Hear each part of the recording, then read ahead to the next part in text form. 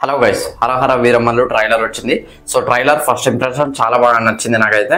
Plot ఏంటంటే ఔరంగజేబ్ తన ఏం ఏంటంటే అందరినీ ముస్లిమ్స్ లోకి మార్చాలని చెప్పేసి తనైతే ప్రయత్నిస్తూ ఉంటాడు అనమాట. సో ఇది వచ్చేసి మనకు ఛత్రపతి శంభాజీకి సంబంధించిన స్టోరీ ఉంది చావా. సో ఆ మూవీలో కూడా చూపెడతారు.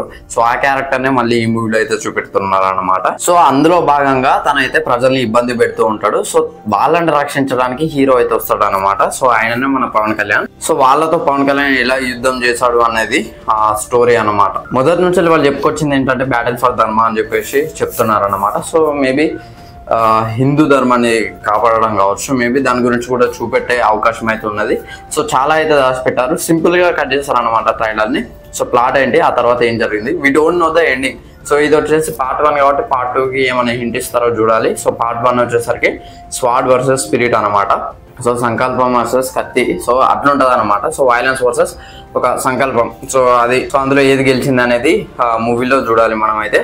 సో మేబీ ఈ స్టోరీని అయితే మనం గెట్ చేయలేం, అంటే ఎండింగ్ గెట్ చేయలేం. ఇప్పుడు ఔరంగజేబ్ ఉన్నాడు, తన కథ ఇక్కడ ఎండ్ అవుతుంది అంటే శంభాజీ మహారాజ్ చనిపోయిన తర్వాత తనైతే చనిపోతాడు అనమాట. సో మరి ఇక్కడ చూసుకున్నట్లయితే దాని తర్వాత జరిగే స్టోరీయా ముందు జరిగే స్టోరీ అనేది అయితే నాకైతే క్లారిటీ లేదు, అదైతే చూడాలి.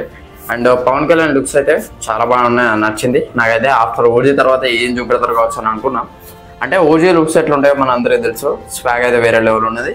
వింటేజ్ పవన్ కళ్యాణ్ అయితే చూడవచ్చు, ఈ లుక్స్ లో చూడొచ్చు అండ్ ఓజీ లుక్ లో కూడా చూడొచ్చు అనమాట. ఇందులో 2 లుక్స్ చూపెట్టారు. ఒకటి ఏంటంటే లాంగ్ హెయిర్ కామన్, కాకపోతే ఓన్లీ మిస్టాచ్ చూపెట్టారు. అండ్ ఇంకోటి ఏంటంటే విత్ బియర్డ్ కూడా చూపెట్టారు అనమాట. సో ముస్టాచ్ లో ఏమంటారంటే ఓన్లీ క్లీన్ షేవ్ ఉంటుంది, క్లీన్ షేవ్ విత్ ముస్టాచ్ ఉంటుంది అనమాట. సో ఇక్కడ చూసుకున్నట్లయితే బియర్డ్ ఉన్నది. సో అది కూడా 2 లుక్స్ లో మేబీ వీరమల్లికి గాయాలు అయ్యి ఉండొచ్చు. సో తర్వాత తను ఆ గాయాల నుండి బయటపడే తర్వాత కావచ్చు, మేబీ మాట వినాలి అని చెప్పి డైలాగ్ కాడ అయితే అట్లా చూపెట్టారు. అండ్ ఇంకోటి ఏంటంటే మ్యూజిక్, కీరవాణి గారి మ్యూజిక్ అయితే ఈ ట్రైలర్ కి చాలా ప్లస్ పాయింట్, ఈ మూవీకి కూడా చాలా ప్లస్ పాయింట్. చాలా మంది నెగిటివ్ స్ప్రెడ్ చేస్తున్నారు తప్పించి నాకైతే చాలా బాగా నచ్చింది అబ్బా మ్యూజిక్. ఎవ్రీథింగ్, ప్రతి ఎలిమెంట్ కాడ కూడా మ్యూజిక్ తోటే లాక్కపోయాడు అనిపించింది నాకైతే ట్రైలర్.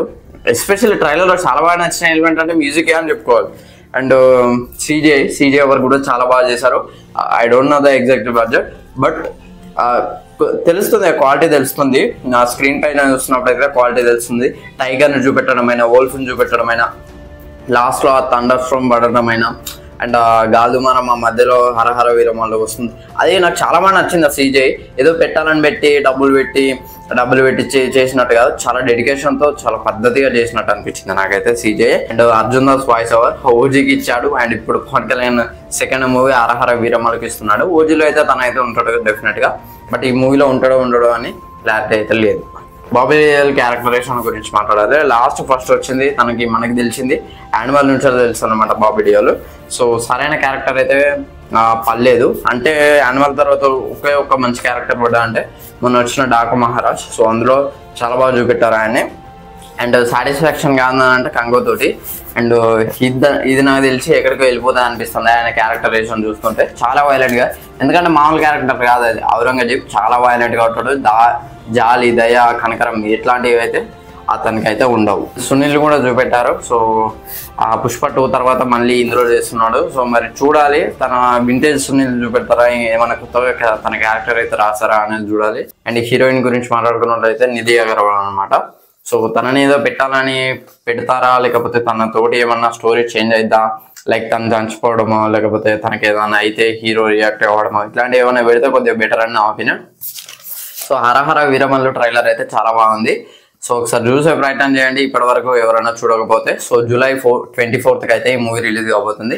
నేనైతే ఈగర్గా వెయిట్ చేస్తున్నా ఈ మూవీ కోసం. సో ఈ ట్రైలర్ పై మీ కామెంట్ అయితే కింద కమెంట్ చేయండి. అలాగే ఈ వీడియో నచ్చితే లైక్ చేయండి, షేర్ చేయండి, కమెంట్ చేయండి, ఛానల్ సబ్స్క్రైబ్ చేసుకోండి. Thanks for watching.